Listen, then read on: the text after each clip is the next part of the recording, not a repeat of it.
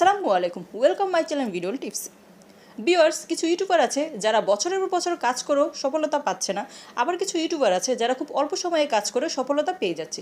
সেটা কী কারণে পায় এবং কিসের মাধ্যমে পায় সে ব্যাপারে আজকে আমি আপনাদের বিস্তারিত সব ক্লিয়ার করে দেব। তাই ভিডিওটি না টেনে মনোযোগ দিয়ে একটু কষ্ট করে দেখার অনুরোধ রইল।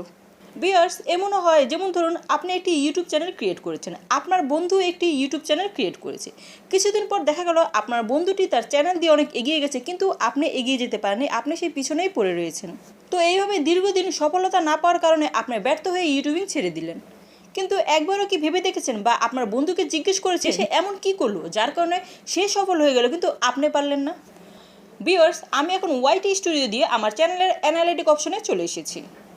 লক্ষ্য করে দেখুন, এখানেই পয়েন্ট আছে। এখানে দেখতে পাচ্ছেন 48 ঘন্টায় আমার চ্যানেলের যে ভিডিওগুলোতে ভিউজ এসেছে সেই ভিডিওর থাম্বনেলগুলো ইউটিউব এখানে শো করাচ্ছে। তো আমি এখন এখানে ক্লিক করে দিলাম। ভিউয়ার্স, ভালো করে ফলো করুন। আপনার চ্যানেল গ্রো করার ইচ্ছে থাকলে ভিডিওটি মনোযোগ দিয়ে দেখুন। এবার এই তীর আইকনটিতে ক্লিক করে দিলাম। ক্লিক করে দেওয়ার পর উপরে যে 60 মিনিট দেখতে পাচ্ছেন, মানে 1 ঘন্টায় আপনার চ্যানেলের কোন ভিডিওতে কত ভিউজ এসেছে এটা আপনি ভেঙে ভেঙে এখান থেকে দেখতে পারবেন। তো আমি ক্লিক করে দিলাম। ক্লিক করে দেওয়ার পর দেখতে পাচ্ছেন আমার কোন ভিডিওতে কী পরিমাণে ভিউজ এসেছে সেটা কিন্তু আমি এখান থেকে পেয়ে গেলাম। তো এখন আপনাদের প্রশ্ন হলো, আমি কেন আপনাদের এসব দেখাচ্ছি? তার কারণ আছে এবং কি কারণ তা ক্লিয়ার করে দেব এখনই। ভিউয়ার্স, এখানে দেখতে পাচ্ছেন আমার চ্যানেলে 136টি ভিডিও আছে।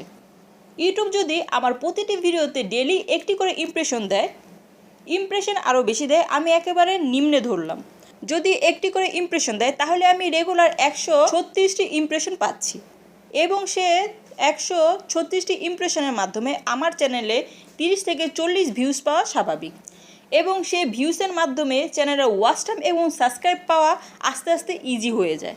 ভিউয়ার্স, আপনার চ্যানেলে যত বেশি ভিডিও থাকবে ইউটিউব তত বেশি আপনার চ্যানেলটি মানুষের কাছে পৌঁছে দেবে। কিন্তু এখন কথা হলো, কেউ কেউ তাদের চ্যানেলে 200-250 ভিডিও আপলোড করেও সফলতা পাচ্ছে না কেন? তার প্রধান কারণ কি? ভিউয়ার্স, আপনি 1000 ভিডিও আপলোড করেও সফলতা পাবেন না যদি আপনি টাইম মেনটেন না করে ভিডিও আপলোড করেন।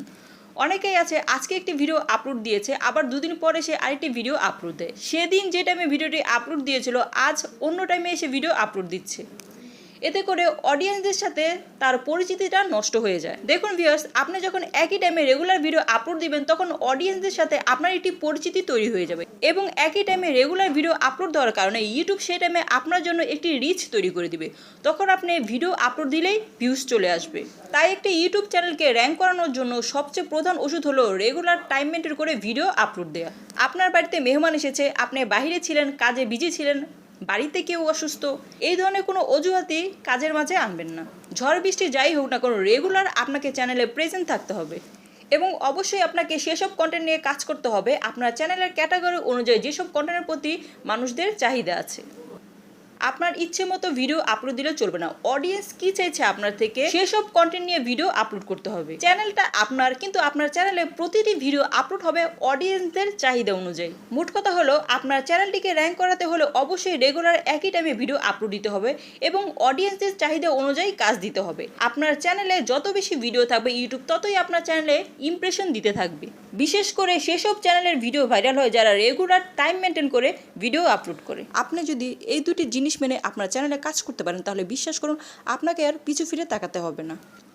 তো ভিউয়ার্স, আজকের ভিডিওটি এ পর্যন্তই ছিল। আশা করি বুঝতে পেরেছেন। ভিডিওটি ভালো লাগলে অবশ্যই একটি লাইক চাই, চ্যানেলে নতুন হয়ে সাবস্ক্রাইব করে বেল আইকন বাজিয়ে দিবেন। আবারও নতুন কোনো ভিডিও নিয়ে আপনাদের সামনে হাজির হয়ে যাব। ততক্ষণ পর্যন্ত আল্লাহ হাফেজ।